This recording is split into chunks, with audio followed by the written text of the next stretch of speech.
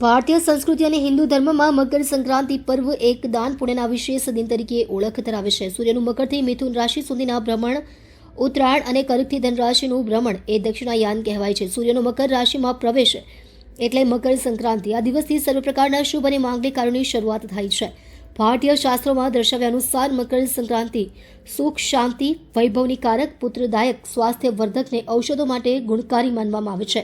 આ જ દિવસથી દિવસ લાંબો અને રાત ટૂંકી થવાની શરૂઆત થાય છે. આ અંગે ઘણા જાણકારો જણાવતા આવ્યા છે.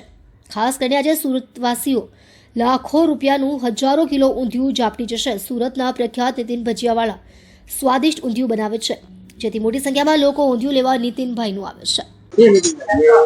આજે ઉત્તરાયણનો તહેવાર છે. સુરતીઓ આજે આમ તો જોવા જઈએ તો ડબલ તહેવાર ઉજવતા હોય. આખો દિવસ પતંગ ચગાવશે ને રાત્રે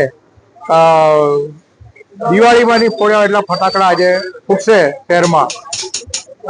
આજે આ તહેવાર એવો છે કે સુરતીઓ પોતાના પૂરા પરિવાર સાથે આખો દિવસ ઉજવતા હોય છે. એટલે આજે રસોડું પર ઘરે બંધ હોય એને કારણે સુરતીઓ ઊંધિયું, પૂરી, બટાકાનું શાક, તુવેરના ઘૂઘરા વગેરે સાથે આજે ઉત્તરાયણ ઉજવશે. બધા જ સુરતીઓને મારી વિનંતી છે કે આપણે ખૂબ સતર્ક રહીને આ તહેવારને મનાવીએ. કોઈકનો લાડકવાયો અગાસીમાંથી પડે નહીં અને પક્ષીઓને ઈજા ન થાય એની ખાસ તકેદારી રાખીએ.